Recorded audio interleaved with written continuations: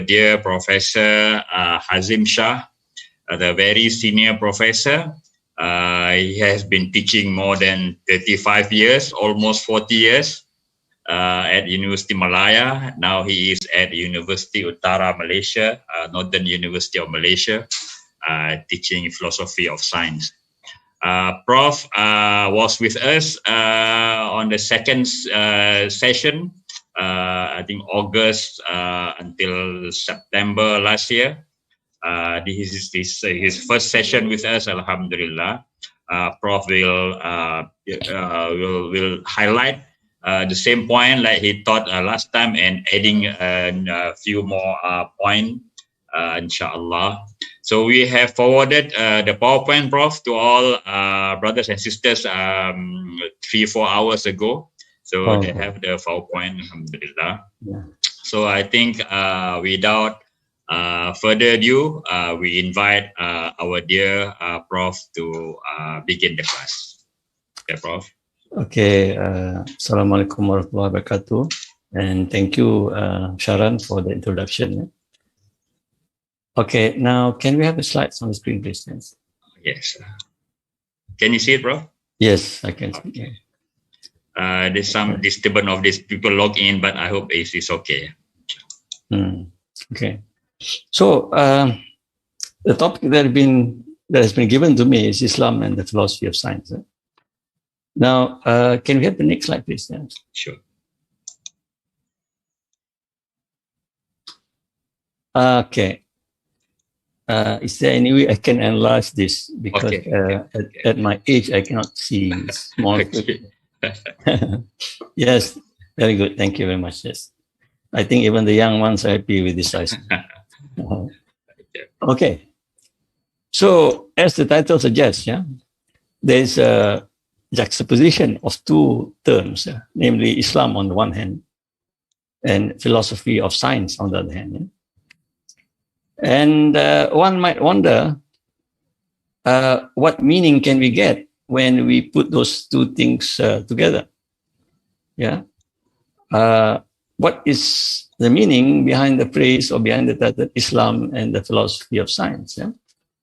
Because at first glance, at least, it seems that they are not related. Islam, on the one hand, is a religion, one of the world's major religions, and philosophy of science is an academic subject, which for most people appear to be somewhat secular. And philosophy of science as a discipline or as a subject is taught mainly in Western universities. I don't think there are many Muslim countries that have courses on philosophy of science, with a few exceptions, like, for example, Malaysia, of course, and perhaps Pakistan, maybe, and Indonesia. So, but nevertheless, I've come across a book called Islamic Philosophy of Islamic Philosophy of Science, I think, or Islam and the Philosophy of Science by Said Najib Alatas. So at least I suppose there's a precedent there.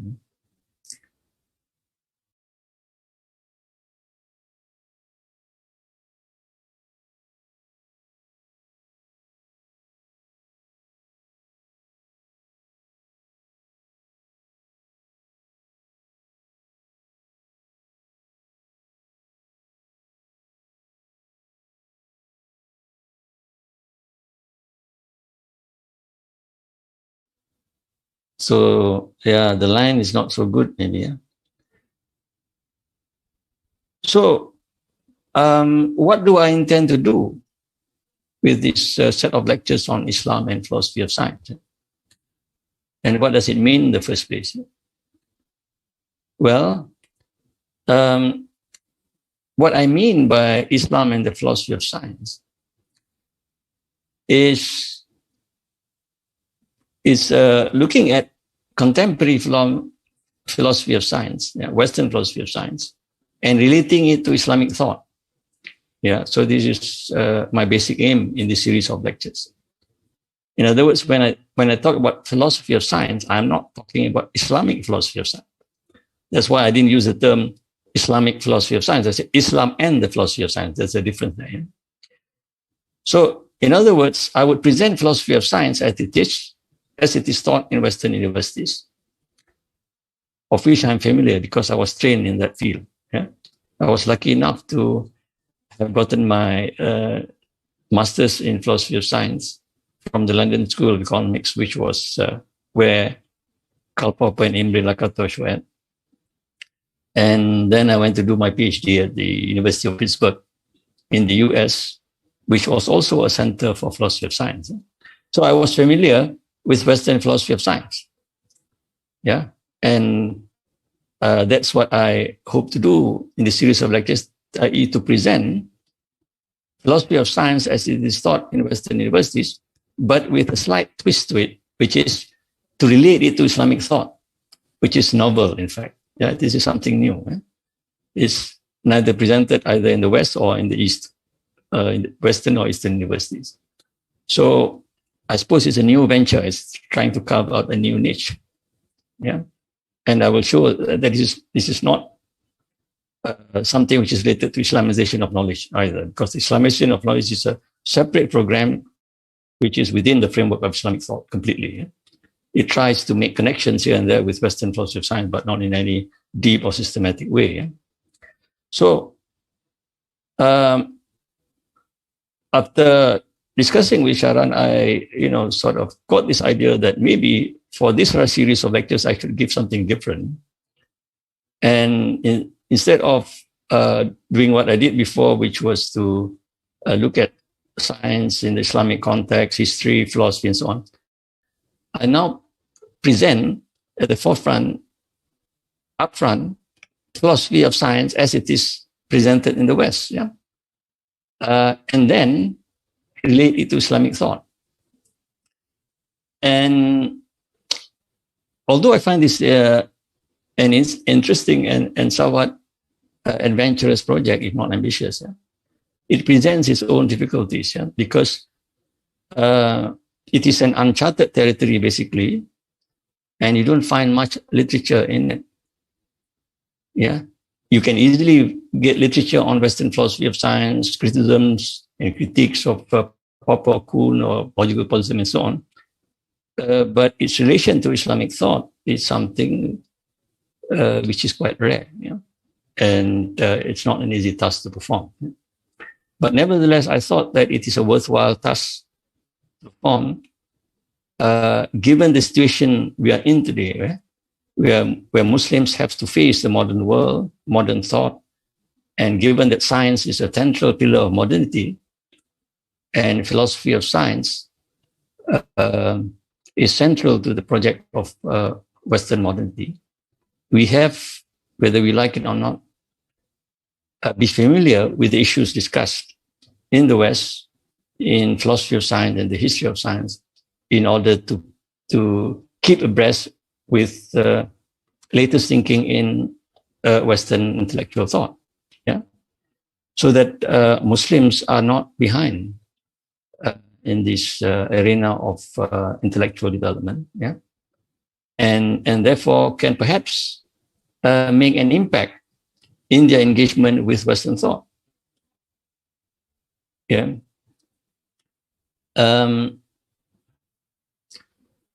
And as I put in the slide here, yeah, putting them under two categories, yeah, Western philosophy of science on the one hand, and Islamic philosophy of science or Islamic thought on the other hand, might suggest that there is a direct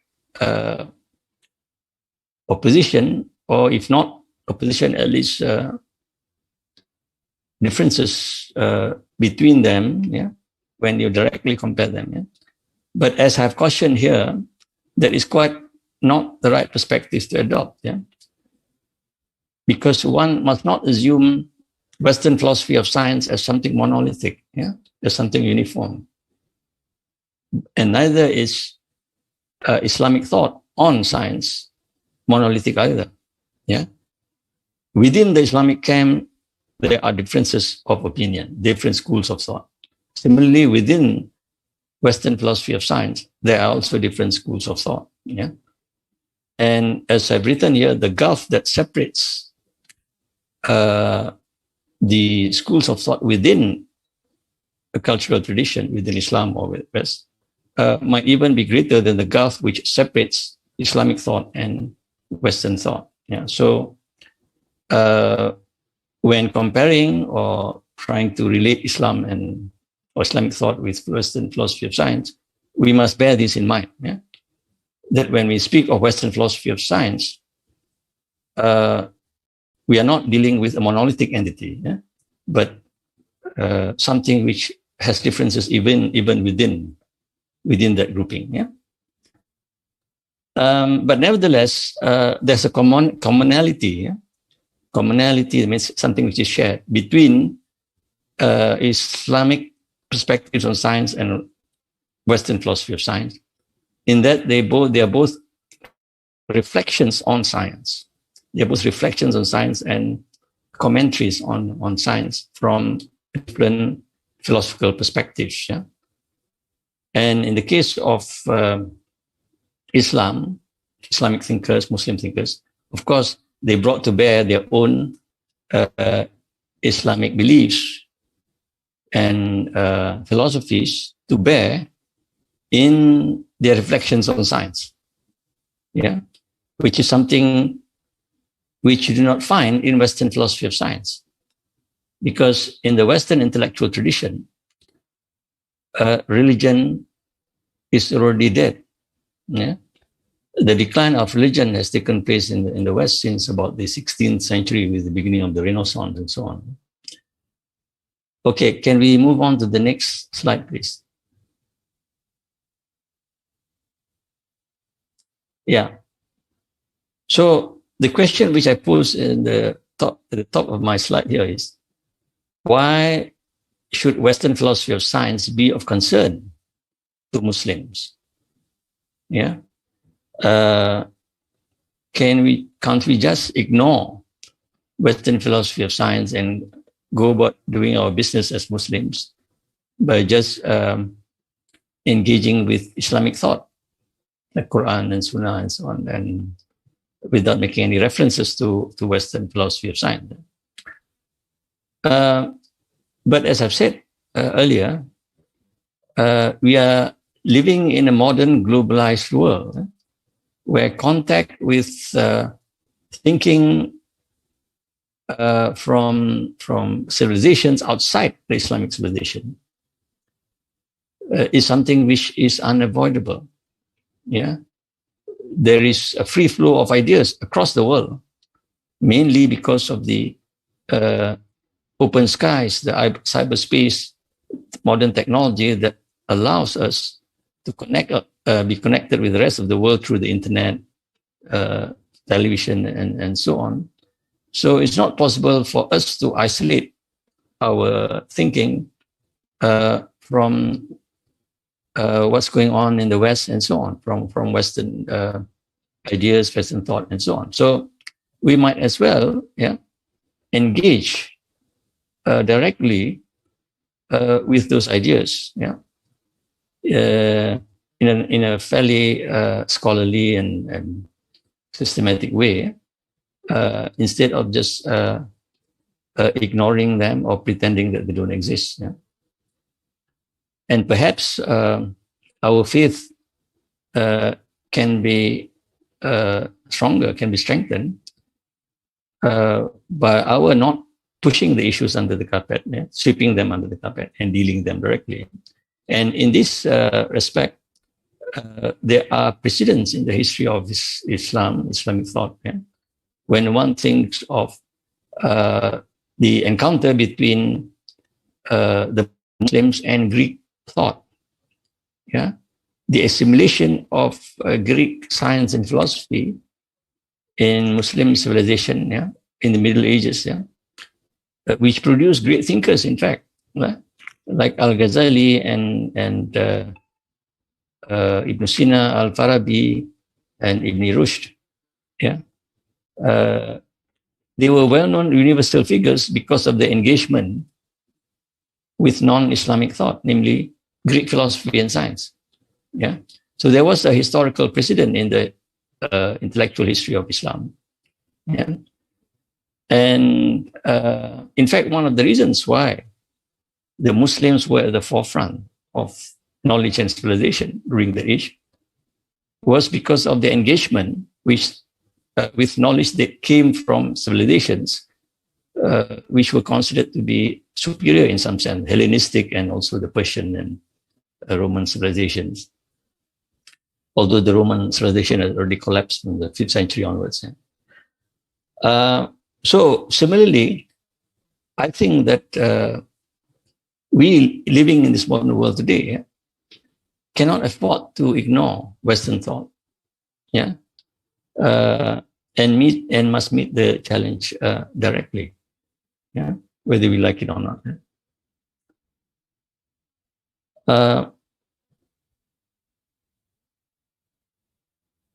And so,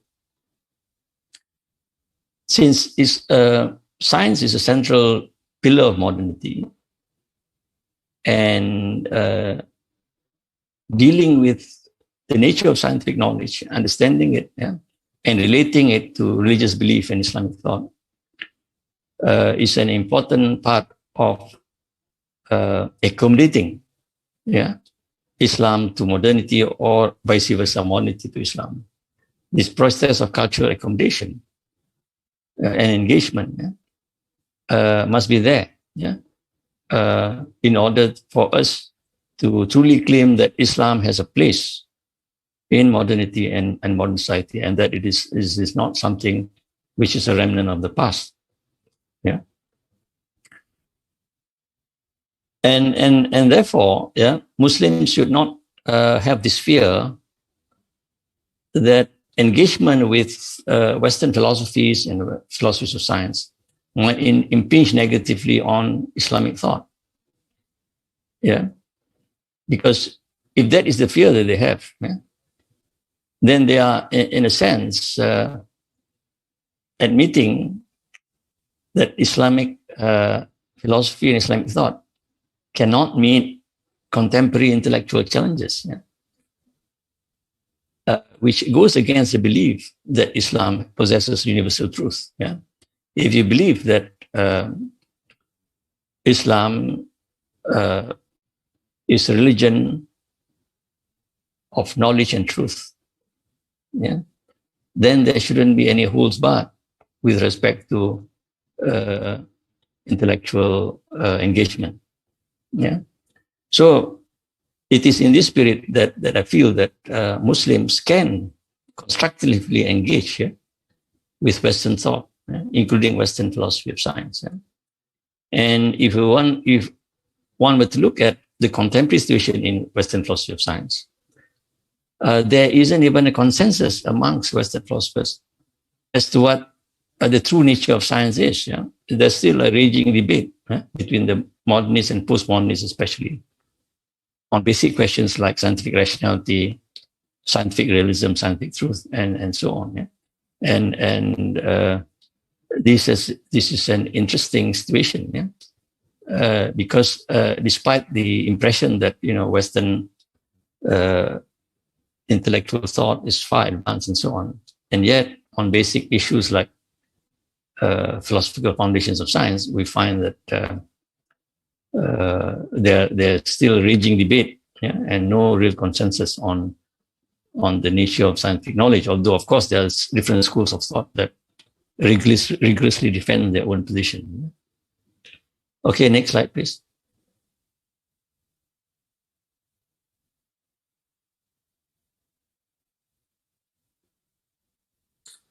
So, although on the one hand, we find the history of science and the philosophy of science and the combined subject called history and philosophy of science, that they have been recognized in the West as distinct academic fields of specialization, where even degrees are offered. And they have their own journals and professional associations and so on. Which suggests that there is a specialization in history of science as a discipline, in philosophy of science and discipline. We nevertheless find that the discourse which took place in those fields somehow rather is located within the wider field of discourse on modernity. Yeah, and the relationship between discourse in history and philosophy of science and discourse on modernity have been studied, yeah, and identified and pointed out by scholars, like, for example, one philosopher called by the name of Joseph Roos, yeah, and of course there are others. In fact, Popper himself, yeah, clearly identifies himself with both political philosophy as well as philosophy of science, which suggests that the discourse is broader. Yeah? Similarly, there are philosophers like, for example, Feyerabend, yeah, who consciously saw philosophy of science as being relevant to the wider discourse on modernity, human civilization, and so on. Yeah? And also thinkers like the famous German social philosopher Habermas. Yeah, his discourses on rationality of science and so on is conducted within the wider discourse on modernity, which relates also to sociology apart from philosophy. And of course, the famous British, the late Ernest Gellner, famous British anthropologist and philosopher, social philosopher, also looks at history and philosophy of science within the wider context of discussions on modernity and its relation to pre-modern civilizations and so on. Yeah. So an understanding of philosophical issues concerning science and the history of science helps us also to locate our thinking within the broader field of modernity and how other thought systems, including religious thought systems, relate to this broader field of modernity, both in its cognitive sense as well as in its cultural expressions and manifestations. Yeah. Okay, can we move on to the next slide? So, having given that scenario, presented that sort of background on the relevance of Western philosophy of science to Islamic thought in relation to modernity, in relation to understanding modernity and so on, I now move on to providing an explication of the historical evolution of Western philosophy of science. Yeah, because in order to understand Western thought on science as expressed through history and philosophy of science, and Islamic thought on science as expressed through discourses on Islam and science by Muslim thinkers, it is only fair and appropriate if we look at the historical evolution of those discourses within the respective civilizations.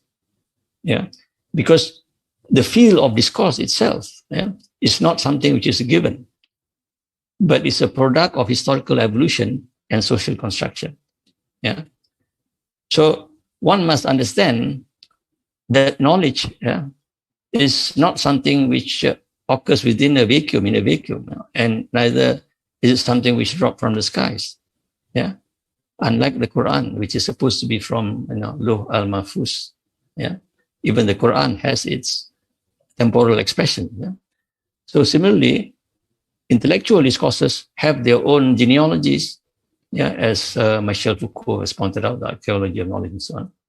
And it is through understanding the genesis of knowledge within those intellectual and cultural traditions that we get a better appreciation of what's involved here, and therefore understand the nature of the engagement, intellectual engagement.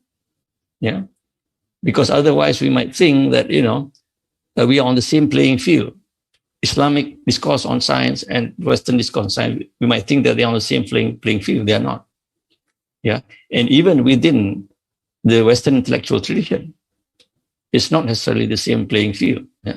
So we have to understand the historical genesis in which this knowledge is produced, in order to appreciate what's going on in the intellectual discourses. Yeah? Okay. So let me see what's on the screen. Yeah.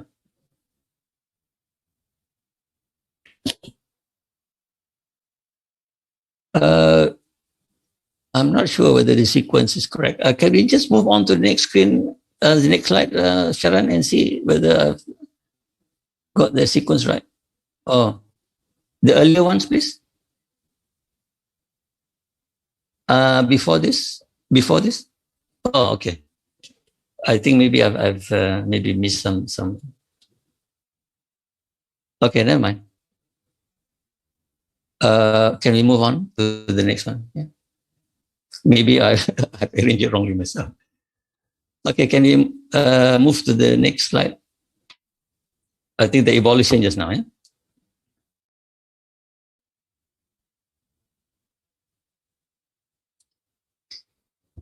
Okay, evolution. Okay. No, not this one, before this. Yeah? The evolution. No, before this. Yeah?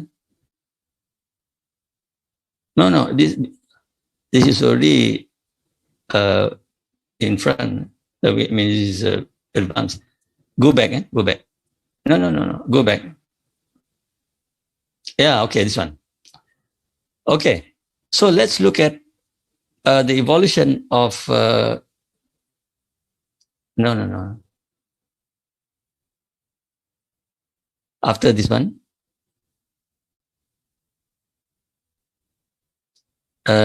Next slide, please. Okay, evolution. Okay, let's stick to this one. Yeah? Now, yeah, because I thought I had a different slide before this, but never mind. I think before I go into this, I will just say something about some of the influences, yeah, on Western thought, yeah, that is Western philosophical thought, yeah, and the ideas of the Western philosophers of science themselves were influenced, yeah, by earlier philosophical thinking. For example, in the 17th century, I think that was a slide that's missing here. 17th century, we have the ideas of René Descartes and Francis Bacon and Leibniz, yeah. And then in the 18th century, we have the ideas of the Enlightenment thinkers, yeah, Immanuel Kant and John Locke and David Hume, yeah. And in the 19th century, we have Auguste Comte and Nietzsche, yeah, which represents two different strands of thought. One is a modernist, one is postmodernist. Yeah? So before we get to the philosophy of science of the 20th century, there was a long historical intellectual tradition in Western thought, from Descartes to Bacon to Kant to Locke, Hume, Auguste Comte, and until we reach the 20th century with Bertrand Russell and Wittgenstein. Yeah. And since the 17th century, I mean, those figures which I mentioned, Bacon, Descartes, and so on, they were 17th century and then move on to 18th century. Philosophical discussions, either within philosophy or on philosophy of science, does not make any real reference to religion anymore, which is different from the way in which Islamic thought developed. Yeah, so we are embarking on history of ideas, a comparative history of ideas. Yeah. So it's interesting to note that while the West had gone through a process of secularization, which is manifested through the intellectual history, Islam did not go through this process of secularization. And therefore, the discussion made by Muslim intellectuals, even in the 21st century, still refers to Al-Ghazali, Ibn Khaldun, and so on. Their intellectual foundations have still not shifted from Middle Ages. Yeah? Whereas if it's in the West, yeah, medievalism is considered as out of date. You wouldn't find, for example, a contemporary Western philosopher developing his ideas by referring to Thomas Aquinas in the 13th century. Yeah. it would have been considered anachronistic, that someone is living in a time warp, but not so in Muslim philosophy. Okay, now let's look at this slide. So here I mentioned 3 developments in contemporary Western philosophy of science. So the one I mentioned earlier was pre-contemporary, actually, in 17th century and so on. So we have 3 major schools of thought. In the second and third, it's related to individuals, but namely Popper and Kuhn. But the first one, it was a group of philosophers. And their brand of philosophy is known as logical positivism or logical empiricism. Yeah. And they were represented by 2 schools, namely, number 1, the Vienna Circle. Oh, it's hidden behind this because of the way the screen is projected here, the slide. I can't see behind it. Okay, the Vienna Circle in the late 20s, 1920s, 1930s, that was a group of philosophers that met regularly at the University of Vienna. Yeah. In fact, if you look at the intellectual history of the West, Vienna was a cultural intellectual center of the West before. Yeah? It was not Paris or London, it was Vienna. Yeah? Habsburg Empire and so on. And there's another center of logical positivism or logical empiricism, which was in Berlin. And the group of philosophers there were led by Hans Reichenbach and Rudolf Carnap, and they were known as the Berlin Group. Yeah, so there were 2 groups, the Vienna Circle and the Berlin Group. And the members of the group were mostly scientists and philosophers. Yeah, and also mathematicians, yeah? Like Kurt Gödel and so on, who was a famous logician. And they were mostly stimulated by developments in the natural sciences, especially in physics. Yeah, because if you look at the history of physics, yeah, the theory of relativity was discovered by Einstein in 2 stages. Yeah, one was the special theory of relativity, and the other was the general theory of relativity, and that occurred between 1905 and 1915, yeah? Early part of the 20th century. And then you have developments in quantum mechanics in the 1920s. Yeah? So these are big events in the history of human thought. The development of modern physics, which laid the foundations of modern physics even until today. Yeah, the 2 leading paradigms in physics are relativity theory and quantum theory. Yeah? Even someone like Stephen Hawking still works within the paradigm. And we have not really come up with a new paradigm ever since. Yeah. And so those 2 developments, yeah, in modern physics really stimulated the thinking of these philosophers. Yeah? And if earlier on in the 18th century, philosophers like Kant were inspired by the discoveries of Newton, now in the 20th centuries, philosophers of science were inspired by the new discoveries in modern physics. Yeah. So they thought that it was essential for them to develop a philosophical grounding for science.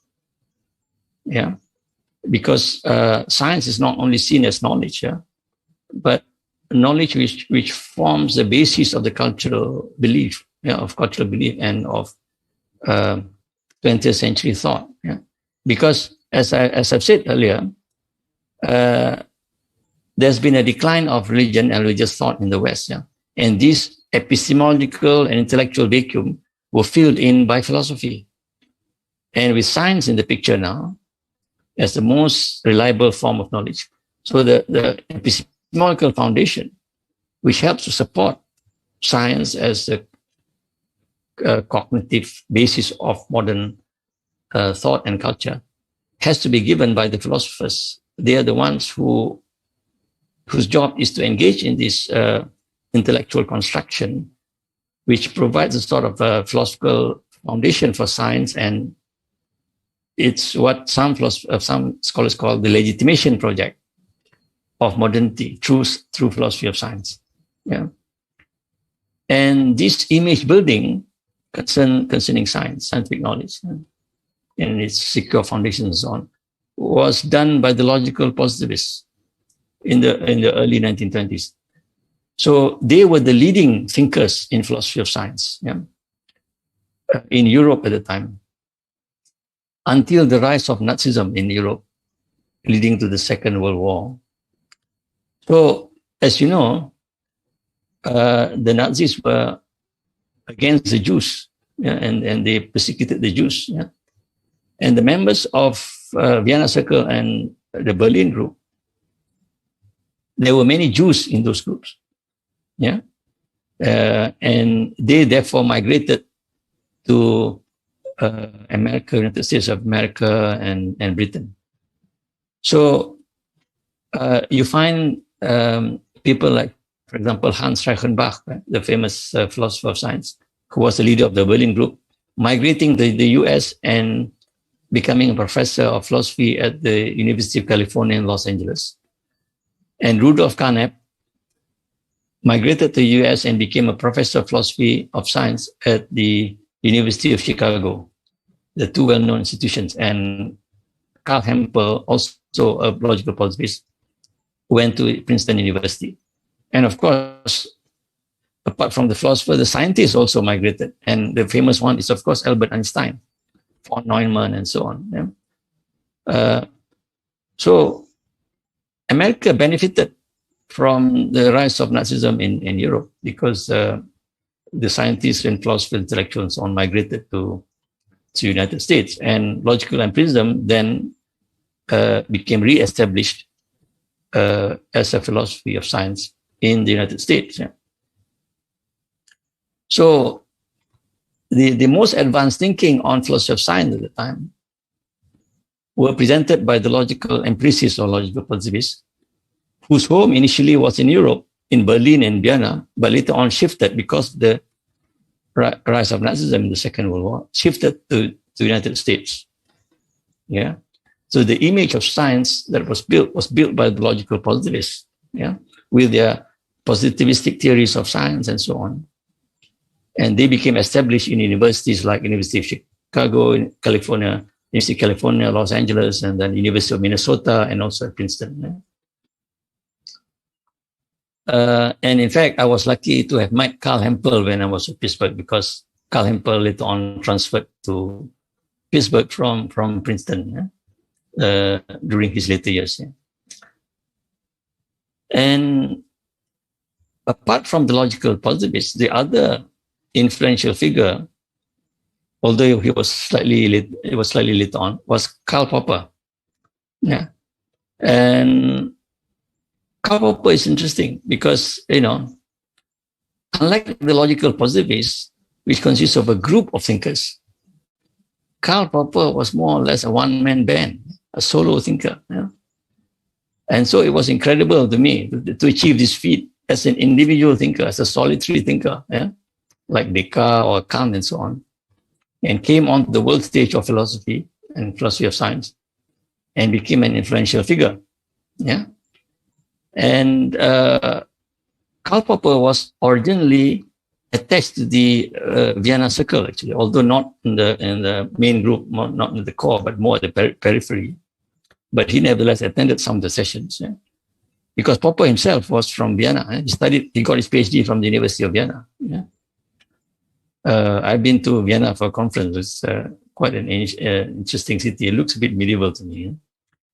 And Vienna, as you know, have produced some great thinkers apart from Karl Popper. There's Ludwig Wittgenstein, the famous philosopher, and also the famous psychologist Sigmund Freud, and of course musicians. Maybe was this Beethoven, perhaps, or someone else. So it was a cultural center and intellectual center of the West, yeah, at one time, Vienna. And Popper, because, as I've said, because of the Nazis, he was also a Jew, and therefore he had to escape persecution. Yeah? So I'm not trying to present the case of Jewish conspiracy here, yeah? But it's a fact that these intellectuals are Jewish. Yeah? Sigmund Freud is a Jew. Marx is a Jew. Einstein is a Jew. Karl Popper is a Jew. Yeah? Why the Jews are so advanced in field of knowledge? I suppose that's another field of discussion. Yeah? But I think sociologists have studied this phenomenon about the Jews, and they say that it's marginalization of the Jews that led to them being inward-looking and therefore developing their intellect and so on. So Popper went to New Zealand initially and taught at the University of Canterbury. And then he got an offer from Professor, I think it was von Hayek, who was then based at the London School of Economics, teaching economics. I think Hayek won a Nobel Prize for second economics. And Hayek offered him a job at London School of Economics, and Popper accepted the offer. So he moved from New Zealand to London and became a professor of philosophy from 1949 to 1969 at the London School of Economics. And he established the Department of Philosophy at the London School of Economics. And later on, Imre Lakatos joined him and became professor there also. And Popper's influence, partly stemmed from his criticism of logical positivism. And this is what is great about Popper, as I've said. I mean, logical positivism was developed by a group of thinkers, but Popper's philosophy of science was developed by Popper himself, just one person. So he was sort of taking on this group of thinkers by himself, criticizing them and developing an alternative and so on. And he claimed to have destroyed logical positivism through his criticisms and so on. But of course, Popper tends to be hyperbolic at times. Even some of his students acknowledge that. So Popper presented a theory of science, which is almost in direct opposition to what the logical positivist said. For example, the logical positivist said that science is built on empirical data. You start with observations, empirical observations, and then you build up theories through the inductive method. But Popper reverses the order and says, no, we don't start from observations. We start from hypotheses or theories. It is only when we have a hypothesis that we make meaningful observations. Otherwise, we cannot really carry out a scientific observation in the absence of hypothesis. So he reversed the methodological order from inductivism to deductivism, what is known as the hypothetical deductive method. And of course, there are other criticisms which he made, which I will expand on later. But just to give a brief outline. And Popper's philosophy became influential. His philosophy of falsificationism, where he said that the mark of a scientific theory is that it is falsifiable, not that it is confirmable. In other words, science, the method of science is not that of confirming a theory through empirical evidence, but falsifying a theory through experimentation and the experimental results that came from those testings. So that is basically falsification, that a theory must be falsifiable instead of being confirmable by the empirical data. So I think, I don't know whether this is a strategy, but he deliberately said the opposite of what the logical positivist said about science, I suppose, in order to gain attention. And he did gain world attention. But of course, he supported it with some fairly good arguments. Although in the end, it failed. And the next philosopher that I've mentioned in the slide is Thomas Kuhn. And Thomas Kuhn, Popper was based at the London School of Economics in Britain. Thomas Kuhn was based in the United States of America, where he taught at Princeton University. So all these philosophers, they they are based at leading universities in the West, London School of Economics, Princeton University, and so on. And Kuhn was interesting because he did not start off as a philosopher, but started off as a historian of science. I think he taught history of science at the University of California prior to his appointment at Princeton and MIT. Yeah. So Kuhn wrote a famous book called The Structure of Scientific Revolutions, which challenged the previous accounts of science, philosophical accounts of science, given by the logical positivists and Karl Popper. Yeah. Where all the previous image of science, like science being rational, objective, and progressing towards the truth and so on, were challenged by Kuhn in his book Structure of Scientific Revolutions. So again, here, there's another shocking news from a new philosopher now, Thomas Kuhn, yeah, who said something different from what Popper and the positivists said about science. Yeah. So you see, in this philosophical game, it's interesting because science is one and the same. But the philosophies of science can be different. Yeah. You can have a positivistic philosophy of science, you can have a Popperian philosophy of science, or you can have a Kuhnian philosophy of science. Yeah? And therefore, to me, it's not strange to have an Islamic philosophy of science. Yeah? Because unlike the natural sciences, which has only one paradigm, in the humanities, you can have different perspectives and different paradigms on the same issue. Yeah. Okay, let's move on to the next slide.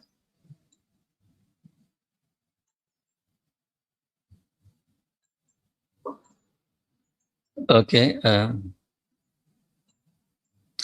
So here, you see, despite the fact that they took on different positions concerning science and scientific knowledge, yeah, but they nevertheless deal with problems as it relates to scientific knowledge, as it relates to the logic of science, the rationality of science, the methodology of science, or even the content of physics or biology and so on.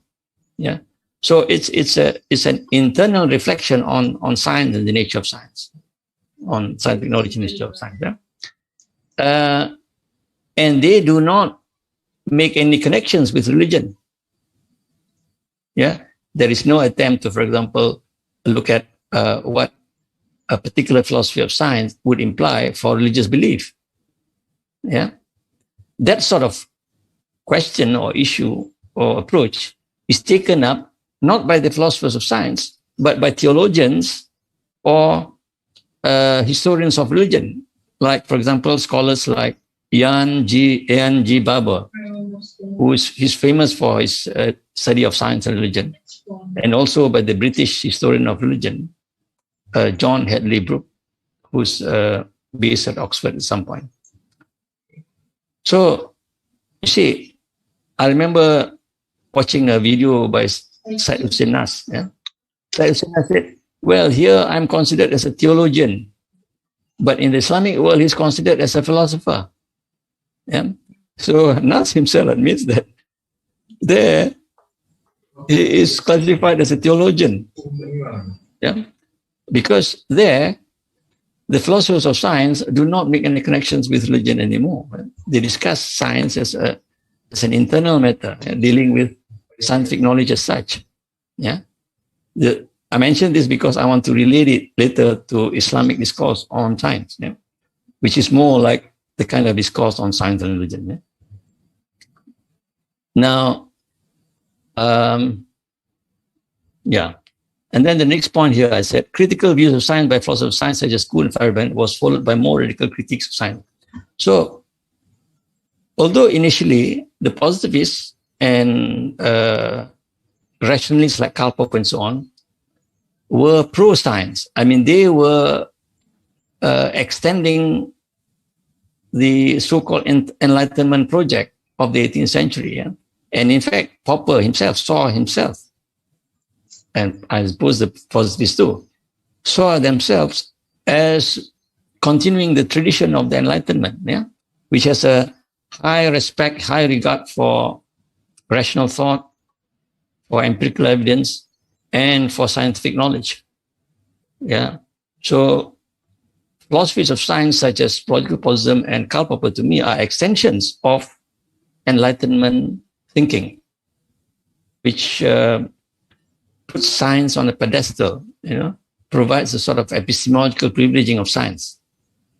And this was overturned by later philosophers of science such as Kuhn and Feyerabend initially.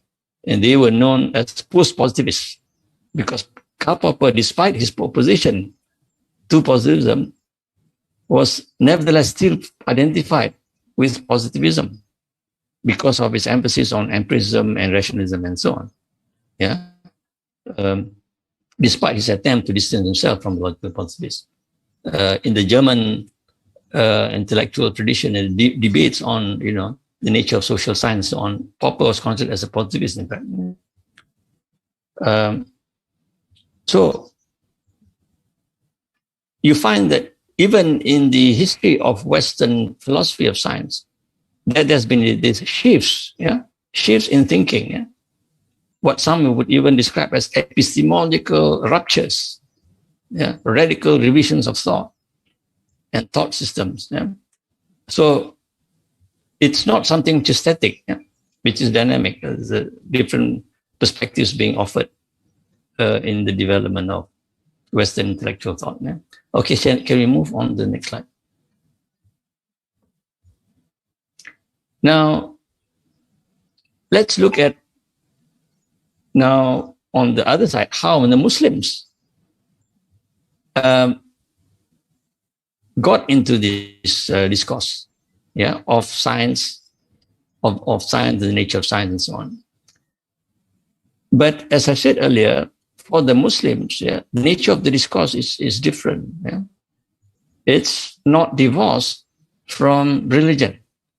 Unlike, for example, Western philosophy of science, where religion is no longer part of the picture, that is purely an internal scientific issue that is being discussed, its philosophical nature and so on. But in the Islamic world, engagement with science is always to do with its relationship to religion and not divorced from religion. Okay. So, and here, my analysis would describe the engagement in terms of two phases. One is the earlier phase, which is in the 19th century. And here you have the engagement by, for example, thinkers like Jamaluddin al-Afghani and Muhammad Abduh in the Middle East, Syed Ahmad Khan in India, and Iqbal in Pakistan, and Badiuzzzaman Said Nursi in Turkey. Okay, then move to the next slide, please.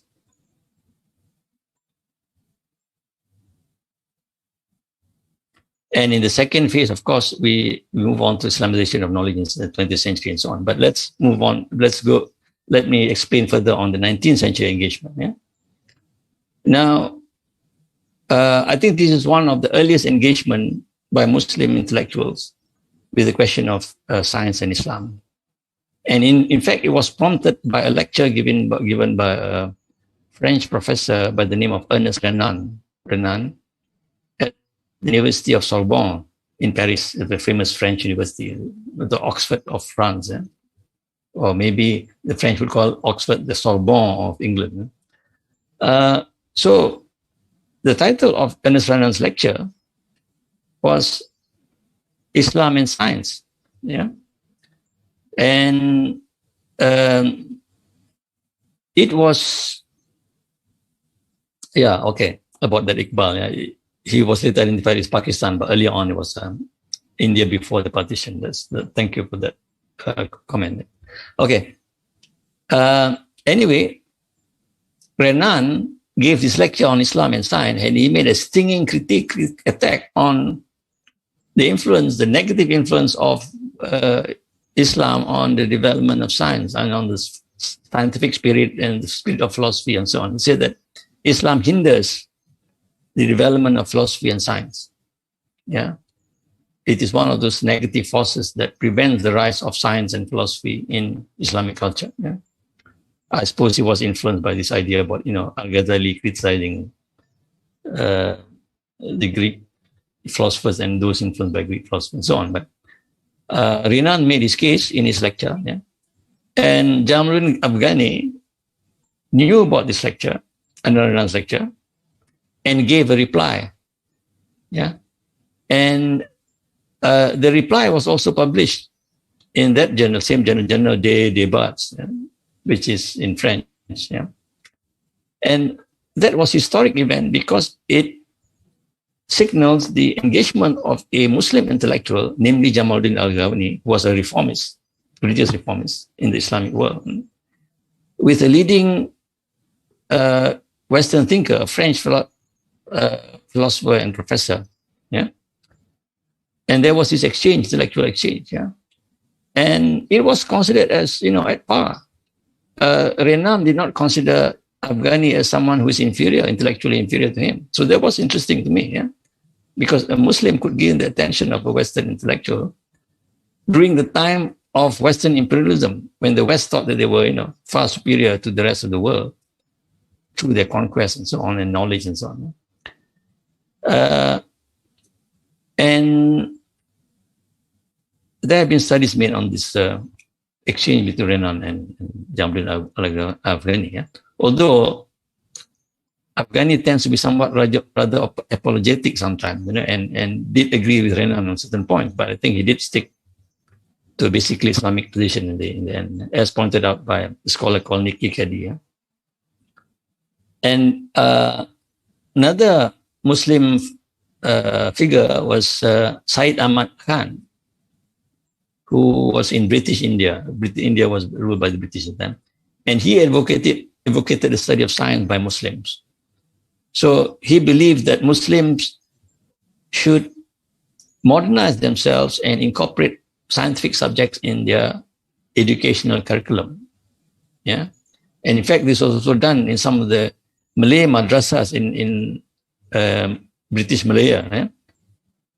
Done by the Muslim religious reformist Syed Sheikh Al-Hadi, who was influenced by Jamaluddin Afghani and Muhammad Abdul. In fact, he made contact with them when he visited the Egypt and Middle East. Yeah? So there has already been engagement, yeah, by Muslim thinkers with Western thought and science on as early as the 19th century. Another figure in Turkey was, of course, Badiüzzaman Said Nursi, and I think the Turkish people know him. Yeah? Okay, let's move on to the next slide. And the second phase of this engagement with science by Muslim thinkers, it began with the first, to me, at least in my analysis, I might have missed something earlier on, yeah. But from my reading, it began with the first World Conference on Muslim Education in Makkah in 1977. And it was attended by some of the leading Muslim intellectuals in the Islamic world. Huh?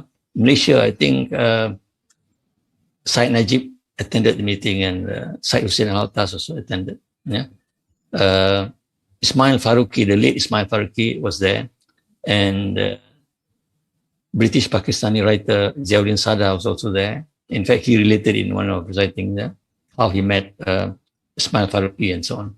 So maybe it was a coincidence, maybe it was a chance meeting, but the great Muslim thinkers were gathered together on that occasion, the first World Conference on Muslim Education in Makkah in 1977. And that, mind you, is 2 years before the Iranian Revolution, which further spurred this revival of Islam and Islamic thought in the modern world. Yeah? And Ismail Faruqi later wrote this small booklet called Islamization of Knowledge. Yeah, and it became influential, and it became a program to be developed by Muslim thinkers. Yeah, and the discourse on Islam and science, through what was known then as the project of Islamization of science, became carried out within the broader framework of Ismail Faruqi's Islamization of knowledge. IOK. Yeah, IOK, but some people say it's not okay. I don't know which is okay or not. Yeah. IOK, but you're not okay. Yeah? Okay, never mind. And so Islamization of science became, the thing. And in fact, there was even a journal which was created for this, called the Mass Journal of Islamic Science. Mass stands for Muslim Association for the Advancement of Science. And it lasted for about 10 years and then closed down. Yes, as usual. Now, and there were other intellectuals like Said Hussein Nas and Zia Sada, who also referred to Islamization of science, although I don't think that Nas was very much into this, because Faruqi was his nemesis, in fact. Yeah, they were together at Temple University, but I know that they are intellectually, diametrically opposed in their intellectual approaches. Yeah, Nas is more into metaphysics and mysticism, and Faruqi was more of a rationalist, I believe. And Zia Sada was another figure to be reckoned with. Yeah, he was based in London, of course, yeah? And he writes for New Scientist and Guardian and so on. But he nevertheless retained his Islamic identity and his Islamic perspective when commenting on science. So this is the interesting part. Although he was, living in British society and engaging with British intellectuals and so on, he did not abandon his Islamic perspective. Yeah. And this is what I would call the second phase of Muslim engagement with Western thought, especially regarding science. And as I pointed out in my last bullet point here, however, this Muslim engagement with Western philosophy of science was only indirectly at best, because they do not engage with, for example, logical positivism directly, or with Popperian philosophy directly, or with Kuhn's philosophy directly. Yeah, they were not working from within the Western intellectual tradition. They always start off from a different set of premises. They affirm their belief in Islam and Islamic principles, and then choose to look at science from that angle, instead of, let's say, adopting Popperian philosophy and then discussing the nature of science and so on, which is something which they don't do. So their engagement was not direct, although, of course, they were familiar with. Nas was familiar with Popper's and Kuhn's philosophy of science. Having taught at Harvard, of course, you have to know these figures. So did Zia Sada. In fact, he wrote a book on Kuhn's philosophy of science, Kuhn's philosophy and the science force, or something like that. So they were familiar, but they engaged in the discourse from a Muslim point of view. Yeah. Okay. Can we have next slide, please?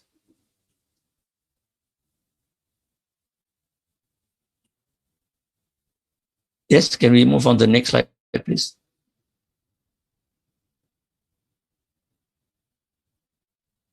Okay.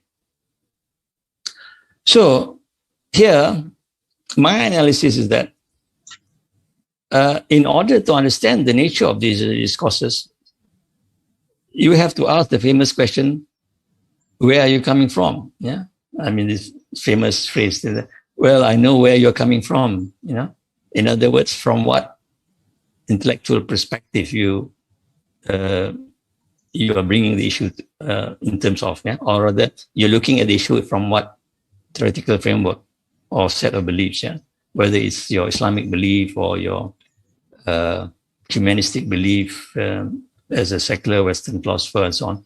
So there's always this intellectual baggage that one carries with oneself when looking at a particular issue. Yeah. Whether you're positivist or whether you're realist or whether you're Islamist, you always have that something at the back of your mind. Yeah. So that's the reason for my question: where are you coming from? Yeah. In other words, what are those set of beliefs that are presuppositional, that are fundamental in your mental framework in engaging with a particular issue? Right? And the different interests that are contained within those different theoretical perspectives. And these different intellectual interests and perspectives, they frame the conversations on science and Islam, or on the nature of scientific knowledge. Yeah. So it's important to understand where a particular philosopher is coming from what tradition, from what intellectual tradition. Yeah. Whether it's from the Western secular humanist intellectual tradition, or whether from its Islamic intellectual tradition, and so on. And if it's Islamic with the intellectual tradition, is it the mystical, metaphysical a la Sayyid Nas, or is it the more pragmatic a la Ziauddin Sada, for example? Yeah. Okay. Oh, this is the one that I was thinking of earlier. Yeah? So I said, for Western intellectuals, philosophical thought on science was influenced by developments in Western philosophy from the 17th century onwards, with thinkers like Francis Bacon, René Descartes, Leibniz, 17th century, Immanuel Kant, David Hume and John Locke in the 18th century, Auguste Comte, Frege, Nietzsche in the 19th century, and Russell and Wittgenstein in the first half of the century. So if you ask them where are they coming from, then you have to look at the predecessors, intellectual predecessors. Yeah. And for example, logical positivism, the emphasis is on the two pillars of science, which is the rational and the empirical. And if you look at the history of Western philosophy, both these have been extensively discussed by earlier philosophers. Some are rationalists, some empiricists. Yeah, David Hume, for example, advocates empiricism. René Descartes advocates rationalism, and Kant adopted a combination, a synthesis of rationalism and empiricism. So logical positivists, in fact, were carrying on that tradition of rationalism and empiricism and combining it in the form of logical positivism, yeah, and relating it to contemporary or more modern scientific knowledge. Yeah. So it's just a matter of updating to me, but the intellectual presuppositions were already laid in the 17th and 18th century through the ideas of Kant and Bacon and Descartes and so on. Yeah. So in order to understand contemporary debates in Western philosophy of science, one has to look at the historical origins, yeah, intellectual origins, which dates back to the 17th and 18th century, yeah, which was already carried out in the somewhat secular mode. You see, although Kant,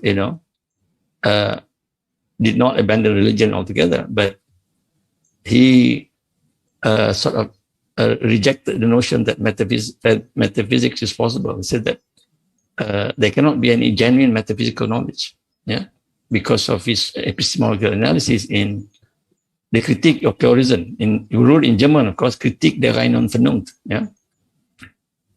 And Western thinkers adopted Kant's philosophy and therefore rejected the possibility of metaphysical knowledge and so on.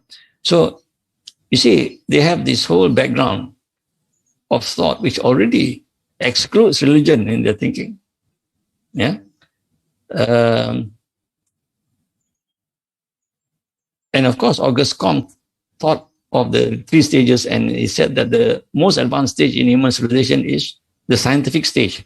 The earlier stages were sort of primitive compared to the scientific. The earlier stages were, number one, the theological stage, and the second stage is the metaphysical stage. Yeah? And then you have the stage of enlightenment with the scientific stage. Yeah? So for Western thinkers, religion is no longer relevant to their intellectual musings on science and intellectual reflections on science. And within the Western intellectual world, also there was this opposition to the rationalist thinkers. For example, there was this group called known as the Counter-Enlightenment group that opposes Enlightenment thought of the 18th century. And this opposition between Enlightenment and Counter-Enlightenment thinking, to me, re-emerges in a new form in the 20th century in the debates between the modernists and the postmodernists. Yeah. So even the Western thinkers have their own intellectual camps, different camps. Yeah. And it's important to understand that, yeah? Because you cannot say that, oh, he's a Western thinker. No. Or what persuasion? Yeah? Of the rationalist or the anti-rationalist persuasion, or the Enlightenment or the Counter-Enlightenment group. Yeah. Okay, can we move to the next slide, please? Welcome, Prof.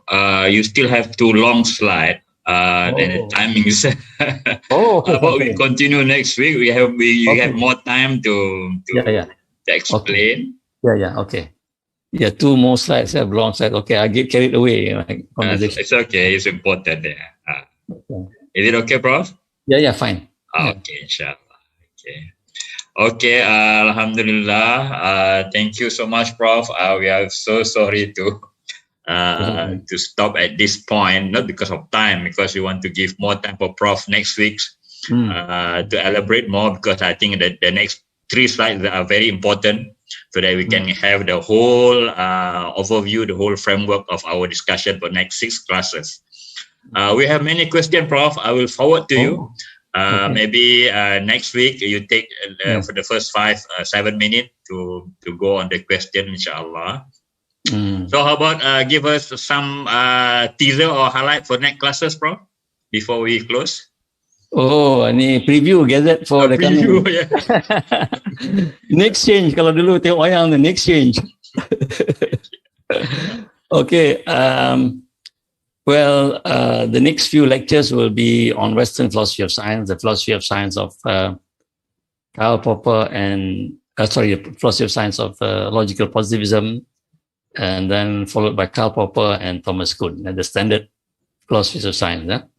Because these were influential, in Western philosophy of science. You cannot run away from discussing logical positivism or Karl Popper or Kuhn, because they laid the basis for the discourse on science and philosophy, in Western academia. So if you are familiar with that, then you can engage with discussions over there in the West on philosophy of science. It's easy to make an entry in dialogue with Western scholars and so on. So that's why I present this in order to introduce some familiarity with Western philosophy of science. And then I will follow that with something on maybe postmodernist philosophies of science briefly, before moving on to Islamic perspectives on science. And there I will concentrate on 2 main orientations within the Islamic perspective, which is number 1, the more metaphysical approach adopted by Said Hussein Nas and Said Najib Alatas, with its connections with Sufism and mysticism and so on.